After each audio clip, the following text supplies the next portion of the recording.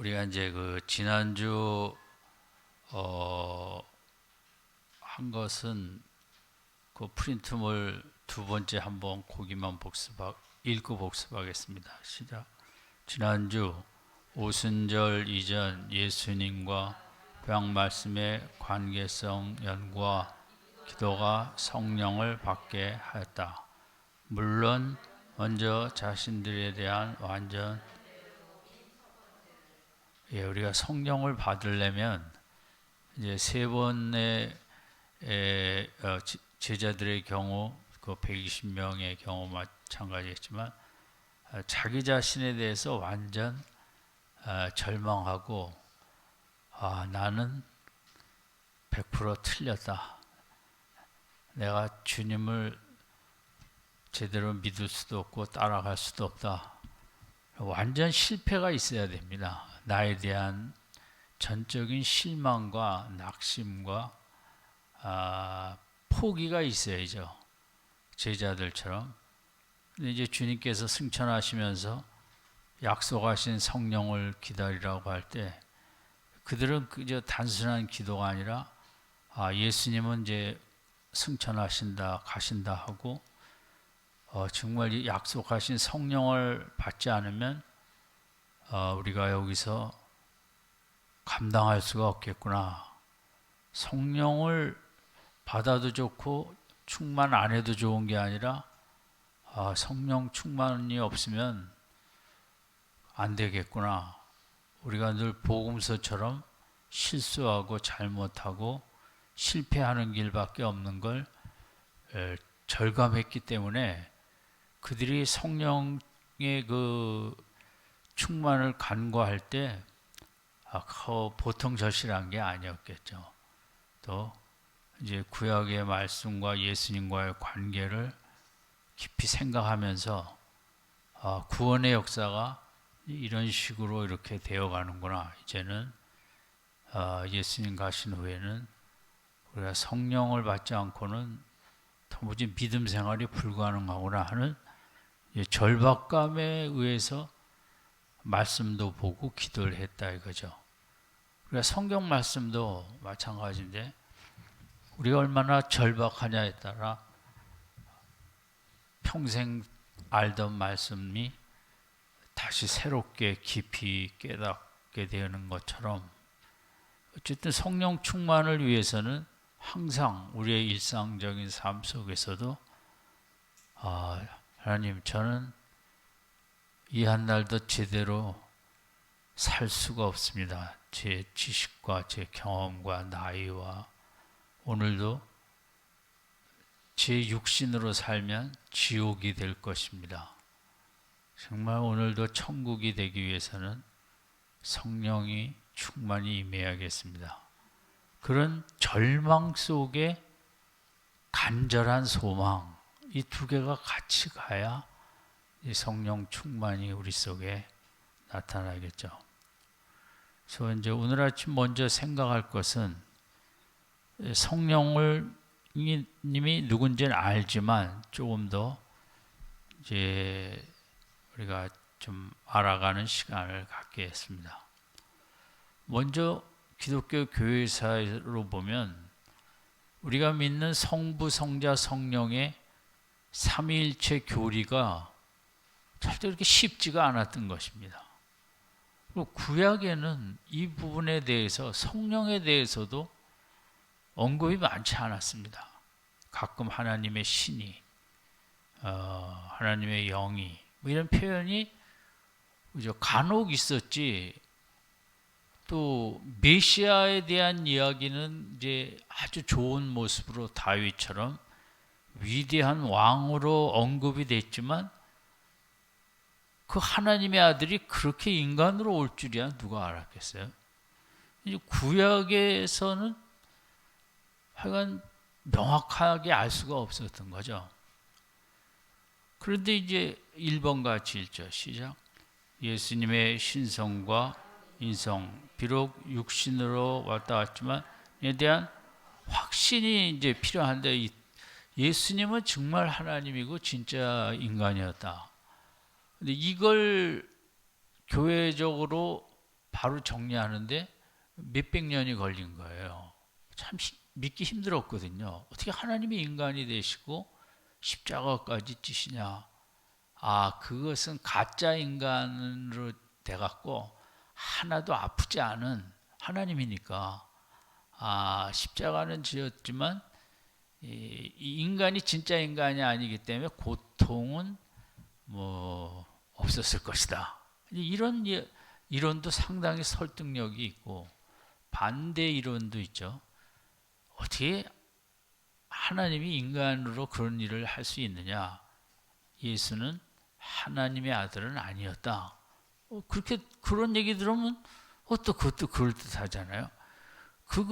그런 이론이 당시 그리스 철학의 영향도 있지만 어쨌든 예수님의 하나님이 되신과 인간이 되신 100%를 전적으로 믿기까지 상당한 논쟁과 충돌과 어려움이 있고 제가 뭐 지금 기억은 잘 안 나지만 하여간 이걸 기독교 전체 회의에서 통과시키기까지 시간이 많이 걸렸다는 거죠.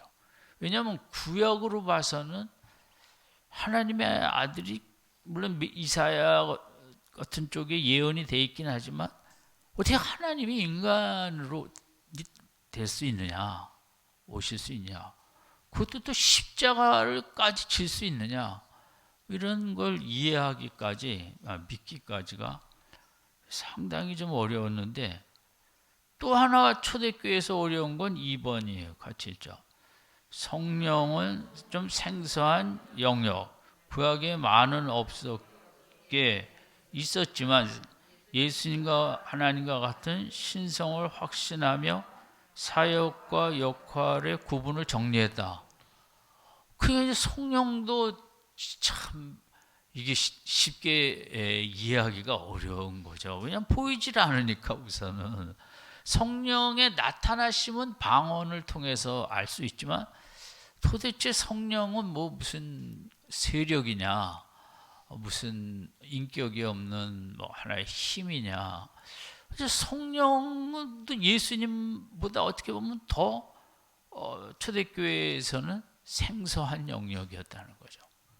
그러니까 그들이 삼위일체 교리를 제대로 정리한다는 게 많은 시간과 참 쉽지 않은 시간들을 지냈다는 거죠.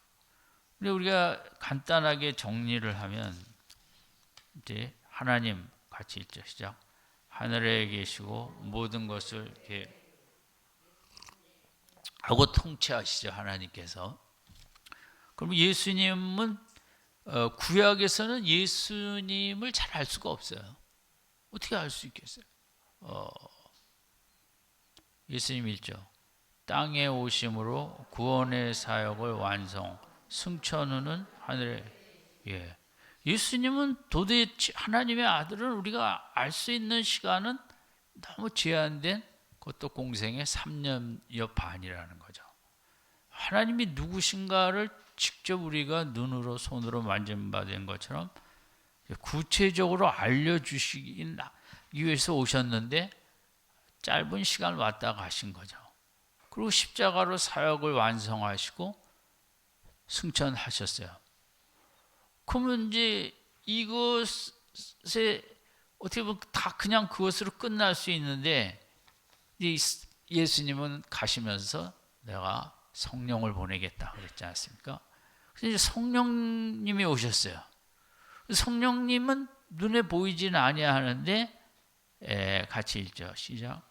예수님 승천 후 이 땅에 와서 떠나지 아니하시고 구원의 사역을 교회와 개인적으로 적용하여 성화되어지도록. 이 성령님은 예수님이 승천하신 다음에 이 땅에 보내셔갖고 주로 어디 계세요? 이 땅에 있다고요. 이 땅에. 성령님은 하늘에 가셨다는, 뭐 왔다 갔다 하신다는 표현도 뭐 없고, 성령님은 예수님이 가신 후에 보내셔갖고 주 거처가 이 땅이라는 거죠. 죄악 많은. 그래서 선택된 자에게 예수님을 믿게 하고 깨닫게 하고 의지하게 하고, 성령님은 예수님의 구원 사역을 우리들이 더 잘 알 수 있도록, 느끼고 체험할 수 있도록 우리 속에서 예수님 사역을 더 밝히 보여주시고, 예수님의 십자가의 의미와, 그래서 성령님은 주 거처가 어디세요? 땅이에요. 이 땅. 하나님과 예수님은 주 거처가 어디십니까? 하늘이에요.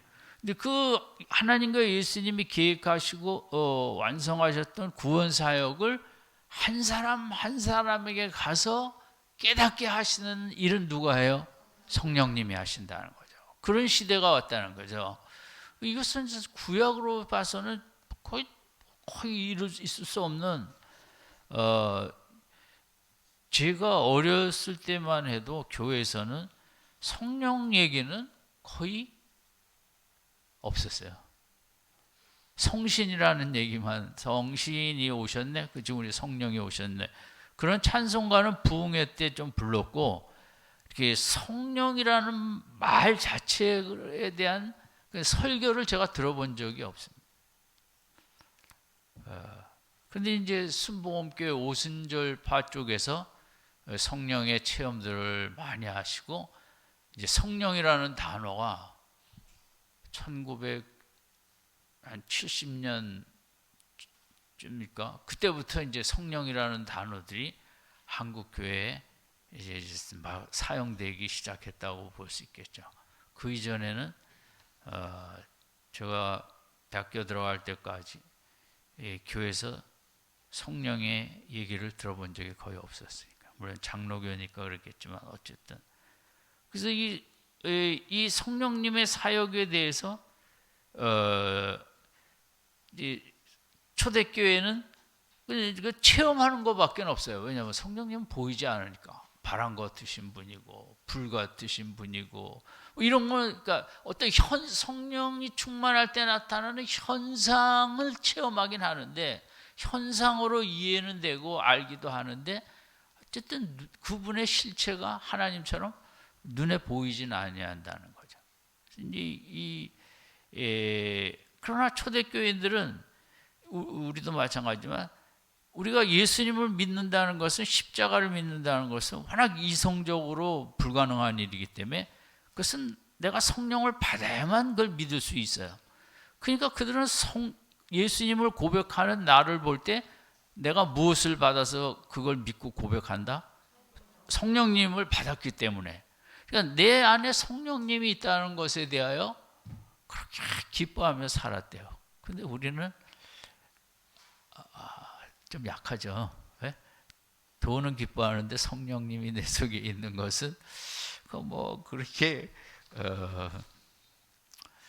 예수님도 이제 신약에서 보면 성령님을 희희 그라고 인격체로 부르신 거죠. 그가 오시면 마음은.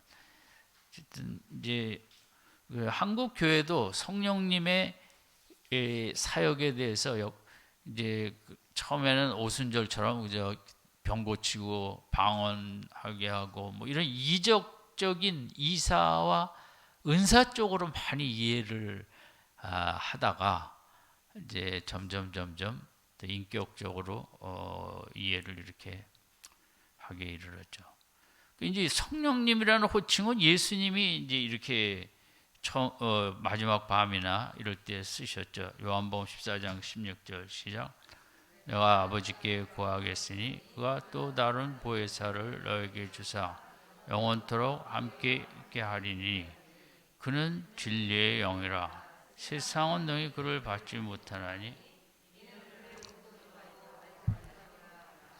그러나 너희는 그를 아나니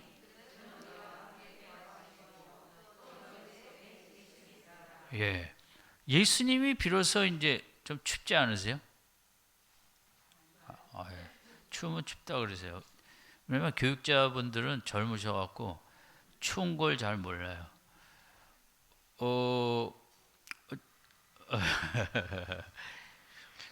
어쨌든 예수님이 이제 성령님 언급을 특별히 요한복음 14, 15, 16, 17장에 주로 마지막 밤에 많이 하셨고 물론 그 이전에도 하셨지만 그는 여기 보면 진리의 영이라 또 다른 보혜사 나와 같은 그런 위로자를 너희에게 주사 영원토록 너희와 함께 하겠다.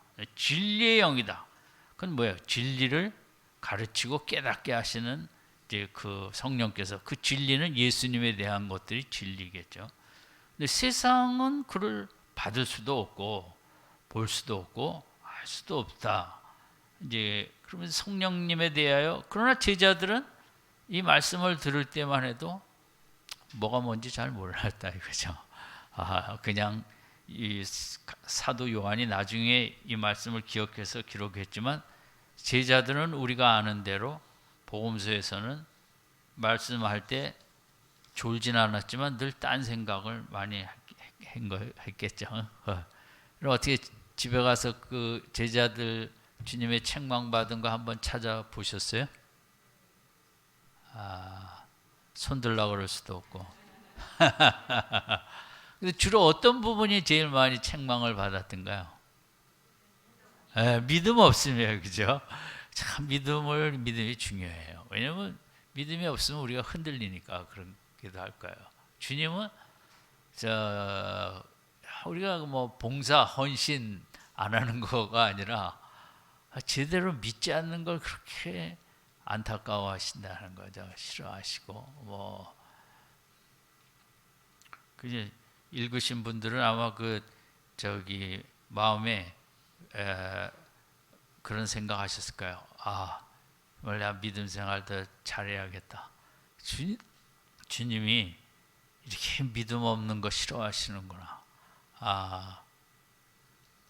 하여간 그 믿음이라고 대답하시고 찾아보신 분들은 주님의 후한 믿음의 상급이 있을 줄로 믿습니다. 하지도 않고 아멘은 뭐하라는.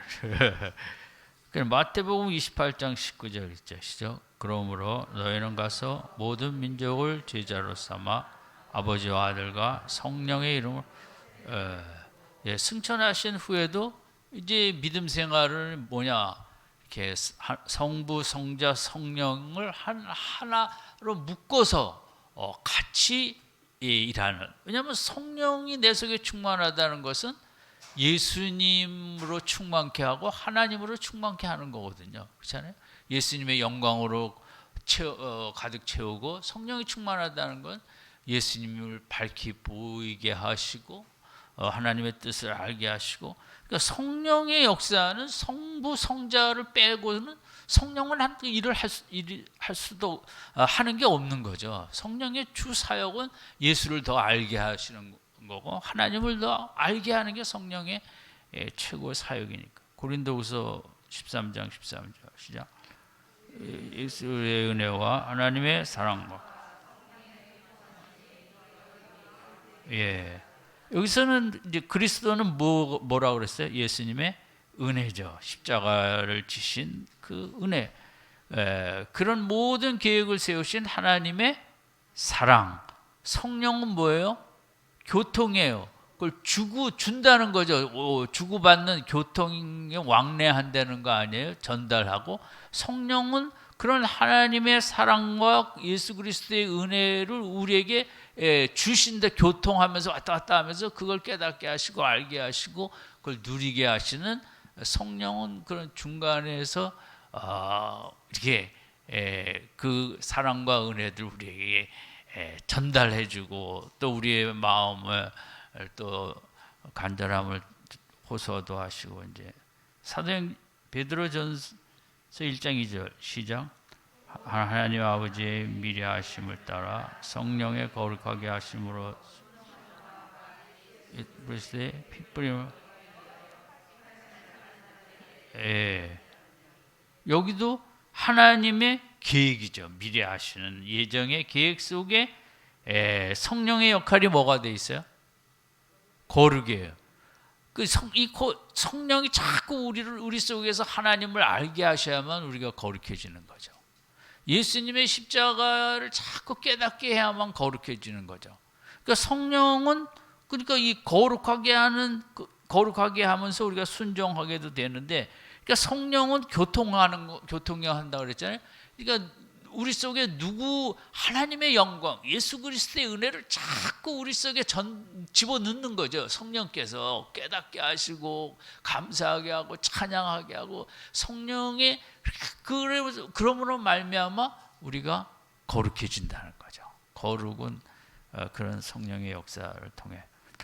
이제 우리가 아는 대로 그 3번에 성령님과 예수님의 사역을 보면 1번 같이 읽죠. 예수님 사역의 열쇠다. 예수님 사역을 이해하려면 성령을 알아야 돼요. 성령의 사역과 연관이 되어 있기 때문에 예수님 사역의 열쇠는 성령이었다. 우리도 마찬가지죠. 우리가 가정의 일이든 교회의 일이든 우리도 사역의 열쇠는 무엇이다? 성령인 거죠. 나의 경험과 열림과 이런 거에 있지 않고 내 속에 얼마나 성령이 역사하느냐에 우리 사역이 달려있다.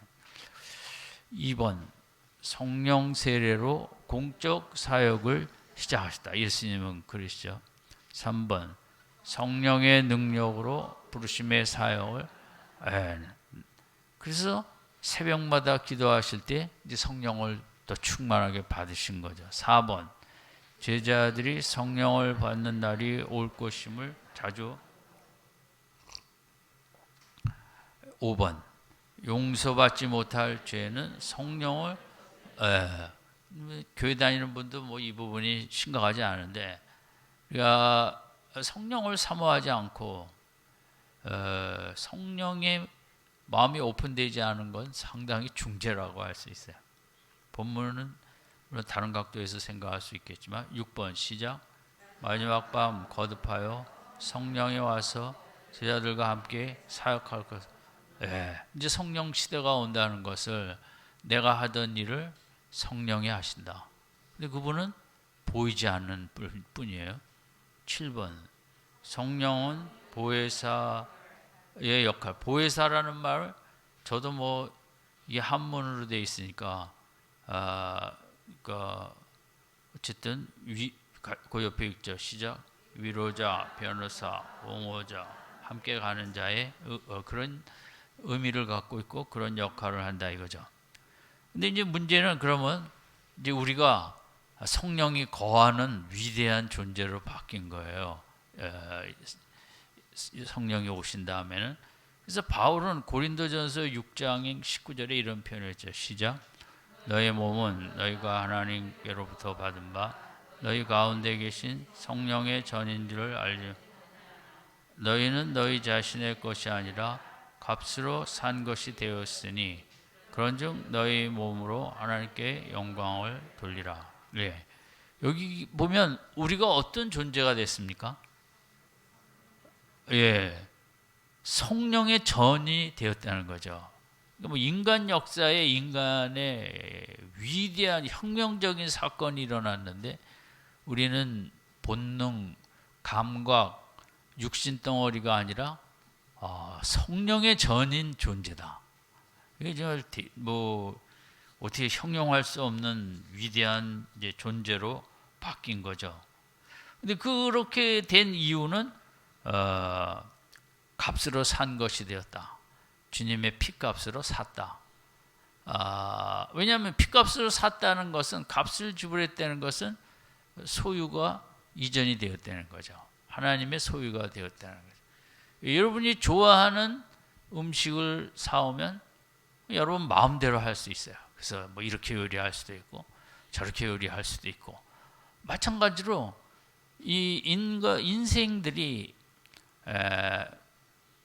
지금도 마찬가지지만 감각으로 세상의 그런 문화대로 이렇게 살아요.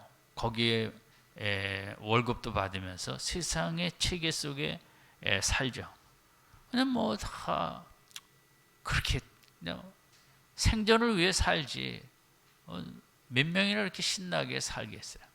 그 회사의 소유물이 됐어요. 삼성의 소유든 뭐 어느 회사의 소유든 물론 밖에 나가서 자랑할 수는 있겠죠. 내가 이런 데 다닌다고. 좀 값주고 산 거죠. 그 회사가 이제 지식을 갖고 있는 이런 모든 걸. 그래서 그 회사가 마음대로 하는 거죠. 이렇게 하라, 저렇게 하라, 저렇게 하라. 뭐 신이 날 수도 있지만 그냥 살기 위해 그냥 일하는 거예요. 뭐 어디 그러면 우리 주위에 그런 회사를 떠나서 취미 생활도 여러 가지가 있겠는데 값주고 산 것처럼 음악이 나를 값주고 사서 음악에 깊이 들어간다. 그 뭐 클래식 음악도 있고 트로트도 있고 찬양이 아닌 이상 내 속에 뭐 주는 것들은 조금 감정적으로 좋은 건 있지만 어쨌든 다 한계가 있다 이거죠. 그래서 이제 하나님이 직접 우리를 사셨어요. 하나님의 뜻 볼펜을 사갖고 뭐 엉터리 글도 쓸 수 있지만 하나님의 손에 잡혔다면 대문호의 손에 잡힌 것처럼 위대한 글을 쓸 수 있죠. 그렇죠?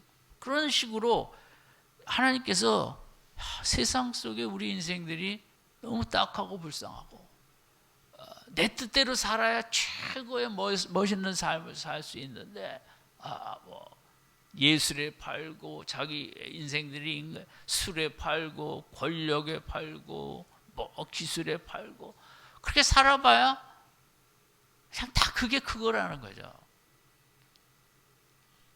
하나님에 팔려가니까 하나님은 성령의 역사를 통하여 우리를 너무 아름다운 그런 작품으로 만들어 가시는 거죠. 그래서 우리가 어디 팔려갔는가? 쉽게 말하면 우리 남편에게들 팔려갔어요. 그죠?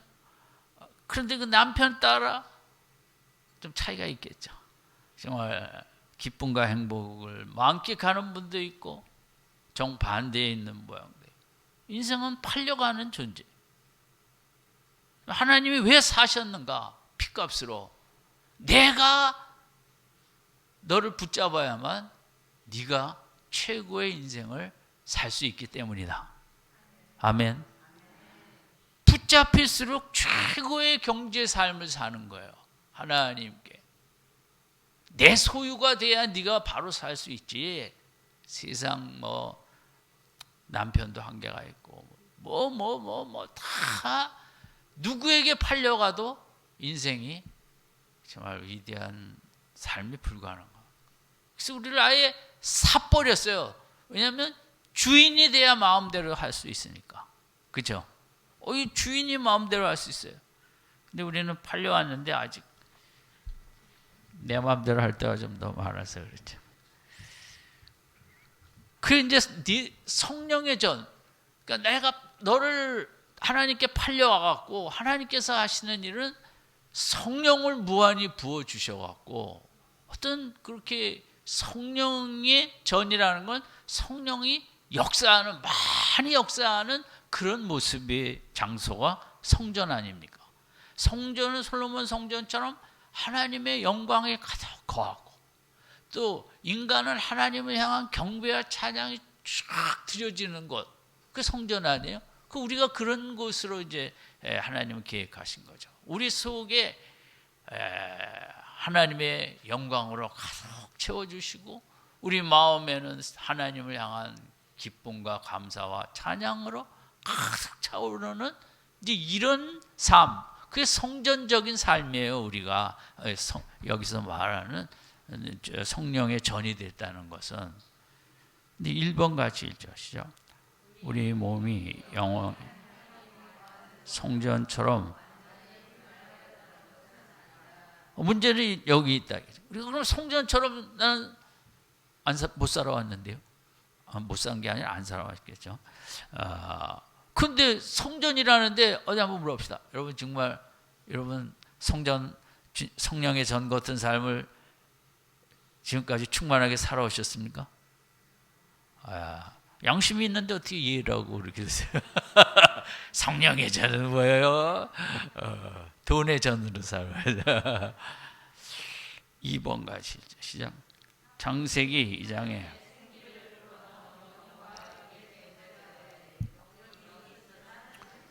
우리 아담을 볼 때 그들은 영을 불어넣으셨어요. 육신에다 흙으로 육신을 만들고 영을 불어넣으셨어요.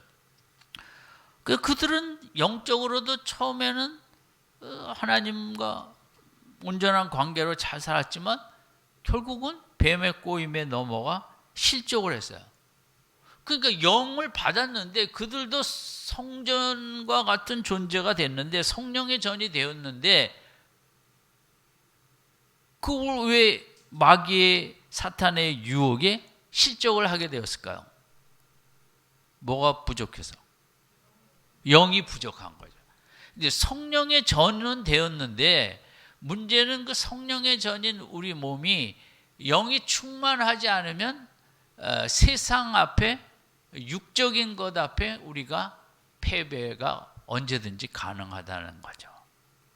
아담과 하와의 문제는 물론 그 말씀에 대한 확신이 우리가 아는 대로 부족했죠. 사탄의 말씀에 넘어갔으니까 하나님의 말씀을 꽉 붙잡지를 못하니까 그런 말에 넘어갔었잖아요. 여기 이 성령의 전이 돼갖고 그냥 늘 정말 100% 충만한 온전한 삶을 살아야 되는데 우리가 그렇지 못하다는 데 문제가 있는 거죠. 3번 가지죠. 십자가의 피값으로 죄인을 사시오 온전히 그런 삶을 살 수 있는 존재로 만들었으나 우리가 완전히 영의 존재가 된 건 아니고 아직도 이중적인 영과 육의 존재라 이거죠. 아담처럼 예수님을 믿어서 성령의 전이 될 수 있는 어떻게 보면 가능성과 잠재력은 갖고 있는데 그럼에도 인간은 우리가 주님 다시 오기 전까지 이 땅에 사는 한은 영과 육이 같이 있다 이거지. 이 안에. 그것이 우리들의 문제인 거죠. 그래서 결국 우리가 구원을 받아서 이 영과 육이 아직도 존재하기 때문에 우리 안에는 어떻게 해서든지 성령의 전 비슷하게 되기 위하여 경건 생활에 열심을 해야만 우리가 육을 좀 더 밀어내고 성령의 전과 같이 되어갈 수 있지. 우리가 깨어있지 않고 그냥 슬슬슬슬 하면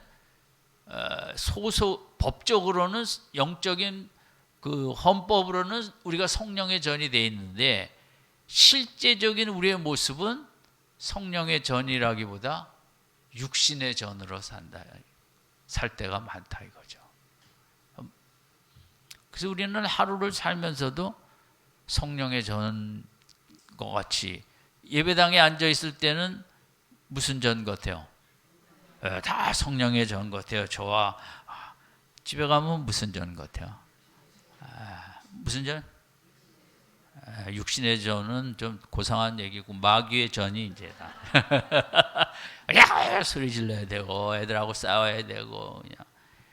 그러니까 이것이 뭐 어쩔 수 없는 이제 우리들의 숙명인데 이게 믿음 생활이라는 거죠. 이 성령의 전을 6.25 때 뭐 여러분 철의 삼각지대 그러면 아군이 국군이 정복하면 또 그 다음 날은 그냥 저쪽에서 북한이 와서 정복하고 철원 쪽에 그런 데 많았다 그러잖아요.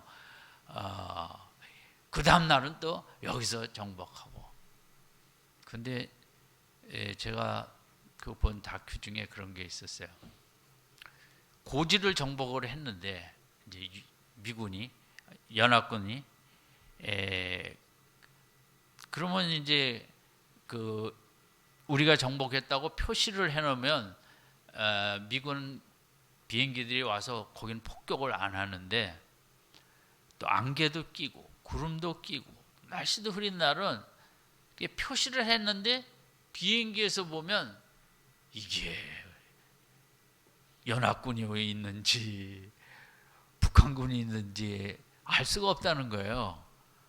일단은 영국군이 먼저 점령을 했는데, 그래서 미군 공군기가 북한군인지 알고 막 포격을 해갖고 영국군들이 많이 죽었다는 거죠. 여러분, 그 전쟁마다 같은 편끼리 죽이는 거 많이 있잖아요. 일부러 그러는 건 아닌데 그러니까 얼마나 속상하겠어요. 미국 비행기가 영국군을, 우리도 이제 뭐 인민 학살했다 뭐 그런 이제 뭐 저기가 이제 되기도 하고 뭐 그랬는데, 그 미군이 일부러 뭐 그런 건 아니겠죠. 아니라는 거죠. 근데 영국군이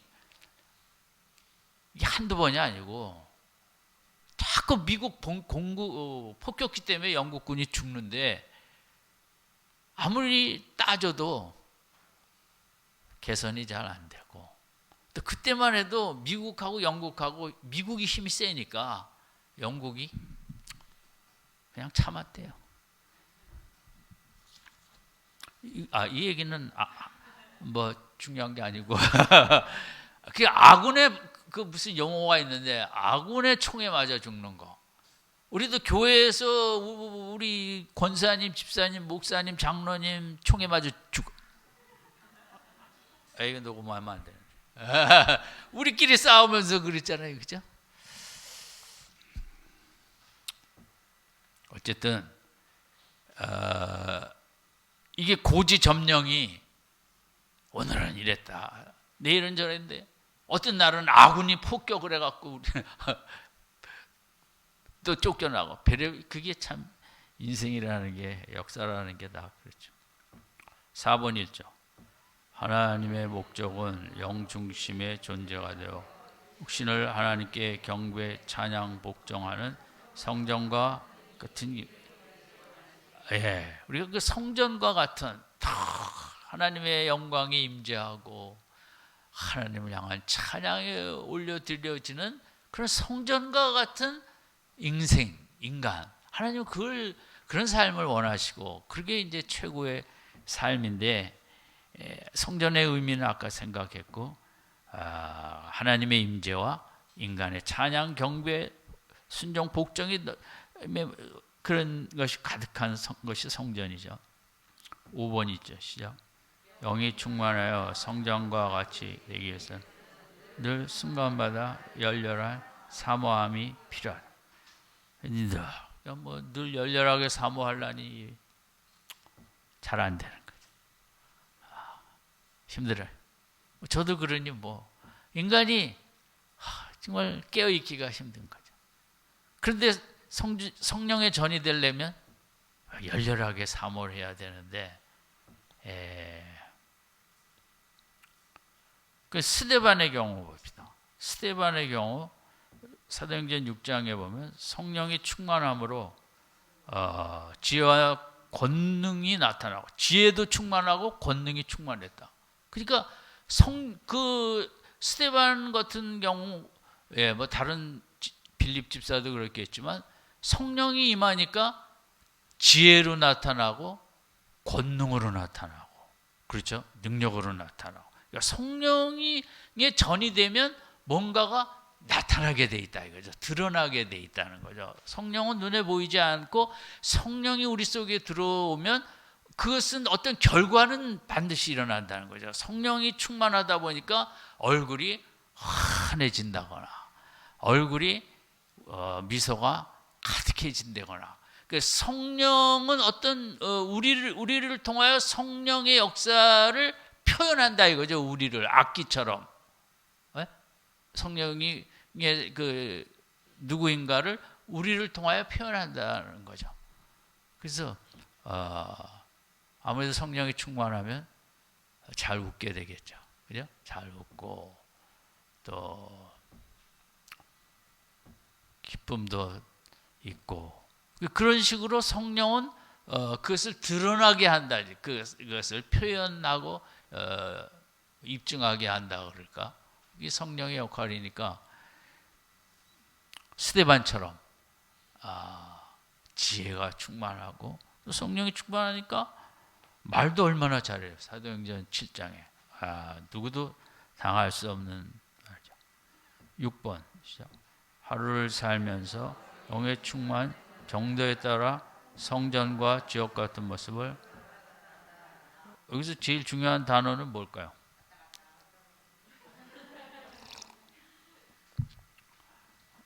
뭐 그러시긴 그것도 중요한 단어네. 또한 한 단어를 떼치라면 정도예요. 정도. 디그리. 정도에 따라, 양의 그 정도에 따라 이게 왔다 갔다 하는 거죠. 양이 많으면 우리가 마음이 환하고, 이게 적으면 우울하고. 그러니까 스데반의 경우도 뭐 충만이 그거겠죠. 충만의 정도가 이제 우리 신앙생활에서 디그리가 그걸 높이 만드는 게 중요한 거죠. 그렇죠? 그 밑에 글 있죠. 시작. 성령 임재의 정도이다. 예. 그 다음에 읽죠. 임재의 정도에 따라 안과 밖으로 표현되게 되어 있다. 예. 임재가 별로 없으면 뭐 영적인 건 표현할 거 없고 육적인 것만 뒤따 표현해야겠죠. 그죠?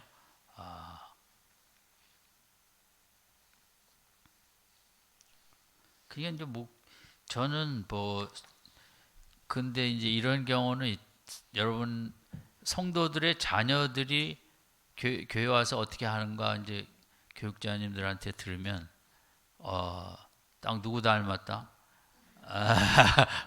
그래서 내가 조금 알죠. 왜냐하면 주일날은 다 천사 같으니까 말 길이 없는 거죠. 그 속이 교회 와서 만나면. 그래서 영의 충만 정도에 따라 1번 1절 시작. 하나님의 것들에 대하여 눈을 뜨게 된다. 이게 중요하다는 거예요. 눈이 밝아지는 거죠. 안 보이는 영역이 보여지는 거죠. 영이 충만하면 시선이 고정돼요. 어느 쪽으로? 하나님 쪽으로 고정이 되는 거죠. 영이 충만하지 않으면 시선이 분산이 되는 거죠. 여기도 봤다, 저기도 봤다. 산만한 애들 그냥 선생 봤다, 뭐 바깥에 봤다, 뭐 밑바닥 봤다, 뭐 봤다, 뭐 봤다. 시선이 중요한 거예요. 하루를 살면서 우리 시선이 어디에 제일 많이 가 있을까요?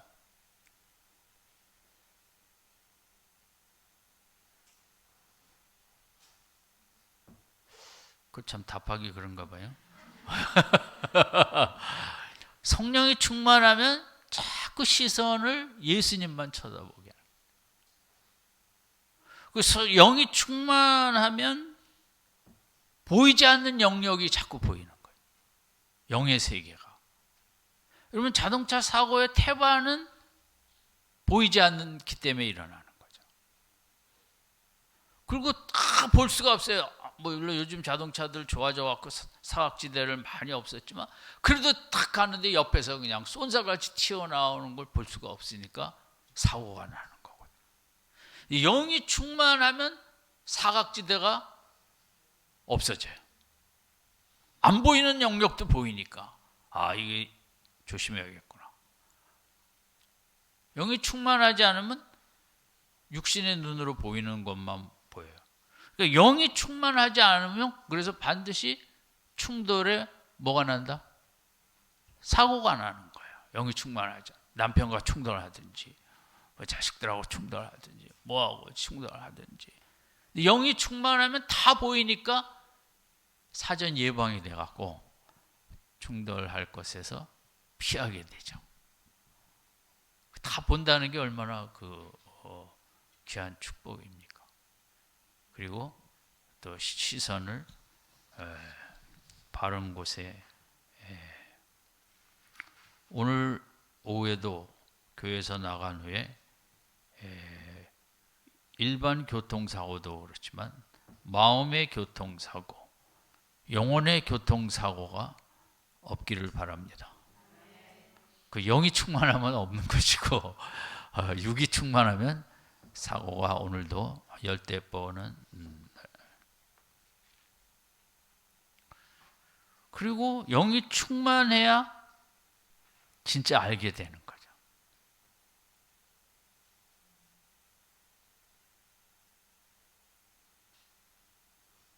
체험을 하게 되면서 알게 된다 이거죠. 그렇지 않으면 다 지식으로만 남아 있으니까 머리에 그거 갖고는. 그 다음에 다음 줄은 뭐예요? 계시를 받는다. 말씀을 날마다 어제도 읽었는데 오늘 또 새로운 걸 주시는 거예요. 성령의 충만. 신앙생활의 최고의 즐거움이 여기 있는 거예요.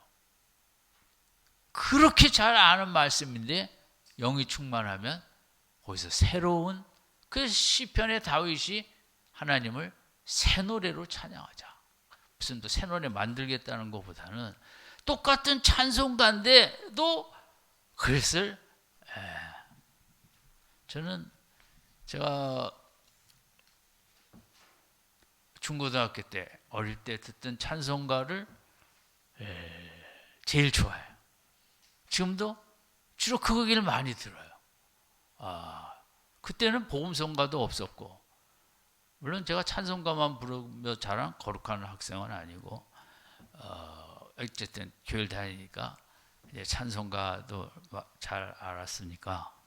근데 지금 주로 제가 듣는 찬송가 중에 어서 돌아와, 어서 그 하여간 중고등학교 때 많이 불렀던 찬송들, 그 찬송가가 제가 평생을 불렀는데, 우리 지금 들으면 또 어떻게 눈물이 날까요?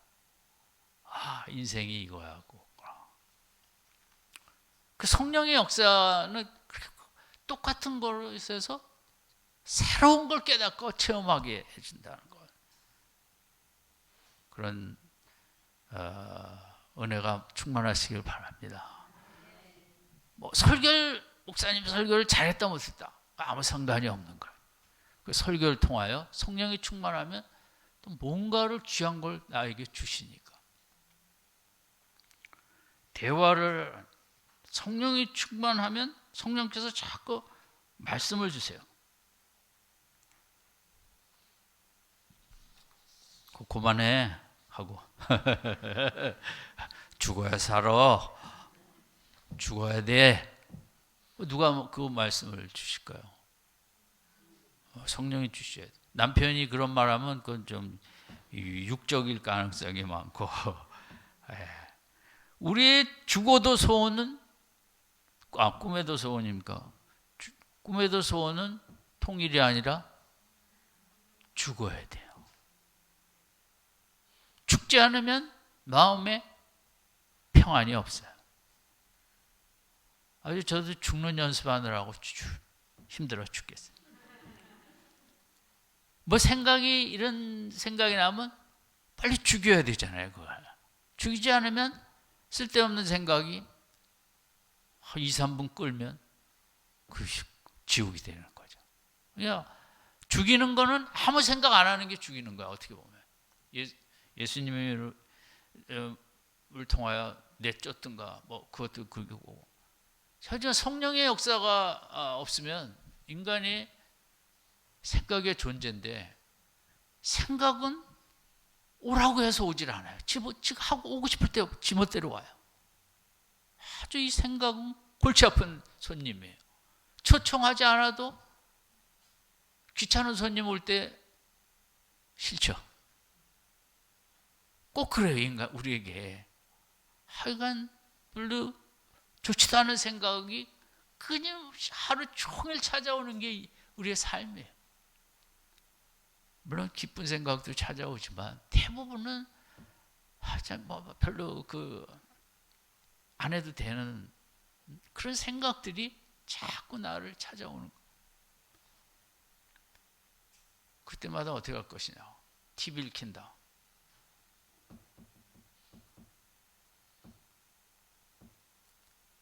죽어야 돼. 죽는 길밖에 없어. 죽어야 그 쓸데없는 생각들 다 안 하고. 여러분, 이제 그 초대 교회는 워낙 영성이 깊으신 분들이 어디에 가서 사셨냐면 수도원 사막으로 나갔어요. 특별히 이제 이집트 쪽에 영성이 또 깊은 분들이 많아갖고 그쪽 바깥으로 나가면 사막의 교부들이라고 지금 최고의 이제 지도자들이셨죠. 수도 승들도 있고. 수도 승들이 왜 그런 데로 가냐? 정말 거룩한 생각만을 하고 싶어서. 그런데 도시에 서 있다 보니까 자꾸 그 음욕적인 생각을 억제를 할 수 없더라고요. 정말 거룩한 생각을 하며 살아야 되는데 남자는 하루 종일 무슨 생각만 한다? 몰라서 그렇죠. 가르쳐 드릴게요. 음란한 생각을 많이 하는 거예요. 목사라고 안 할까요? 너무 많이 나갔나? 그 어쨌든 너무 괴로운 거예요. 정말 이 생각을 끊어야 될 텐데. 그래서 다 세상을 끊고 어디로 갔다? 사막으로 간 거예요. 거기서 찬송하고 지내고 이러다 보니까 그 음란한 생각들이 다 사라졌다? 똑같다. 네. 개뿔이 사라집니다. 똑같다는 거죠. 똑같다는 거예요. 인간의 본능이라고 생각을 해요. 하나님이 만드셨기 때문에 하나님 책임이지 제가 보는. 그러니까 더 괴로운 거예요. 여기까지 왔는데 이게 뭐냐. 그러다가 일부는 아예 다시 도시로 들어가서 주기적으로 음란의 욕망을 마음껏 누리고 다시 들어오고.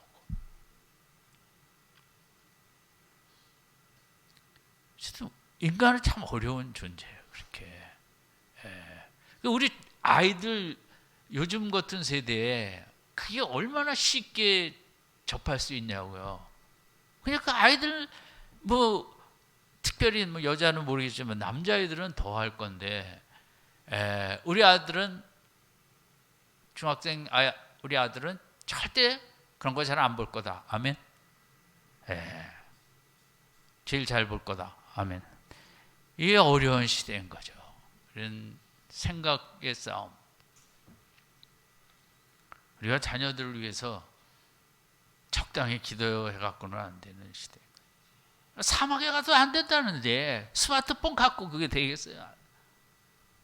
남자들 모이면 그 얘기만 할 건데.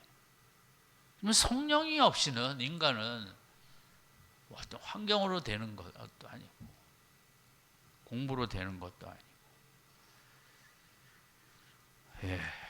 그 성령이 대화를 자꾸 저 말씀을 주셔야 돼. 죽어야 된다. 그만 생각해라. 은혜로운 생각해라. 회심이라는 거는 자꾸만 새롭게 해준다는 거, 주신다는 거거든요. 새로운 생각, 새로운 마음, 좋은 쪽에서. 그다음에 이제 이끄심, 채우심, 충만에 따라 하루를 산 다음에 밤에 나는 오늘 어떻게 내 삶 어떻게 살았나? 뭐가 나를 이끌었나? 성령이 이끌었나? 아니면 내 육신이 이끌었나? 그냥 습관적으로 살았나? 성령이 충만하면 그런 이끌림을 느끼죠. 그다음에 죄에 대한 애통과 확정. 이것은 성령이 충만하지 않으면 우리가 죄를 도무지 죄라고 할 수가 없어요. 그러니까 회개가 안 되는 거죠. 사실 우리가 회개합시다. 100년 얘기해봐야 안 되는 거죠. 왜냐하면 성령이 충만하지 않으면 죄에 대한 확증이 약해지는 거죠. 죄에 대한 그런 확증이 없으면 애통이 안 돼요. 애통이 돼야 회개가 될 거 아니겠습니까? 어쨌든 오늘 이제 우리는 성령의 뭐다? 전이다. 성령이 거하시는 전이다. 근데 그것을 전이 되는 것은 이제 성령의 충만의 정도에 달렸다는 거죠. 예. 그래서 예배 시간만 정도를 높이지 마시고 디그리를 우리가 가급적 이제 늘 충만을 해서 아무쪼록 감각과 육신과 본능보다 성령의 이끄심이 충만하신 그런 믿음 생활 되시기 바랍니다. 그렇게 애써 봅시다. 뭐 저라고 무슨 저도 여러분보다 더하면 더했지 뭘 잘하겠어요. 사막의 교부들도 그런다는데 세상에 목회자가 뭘 이기겠어요. 참 애쓰고 그죠? 매달리는 것밖에는 이길 길이 없죠.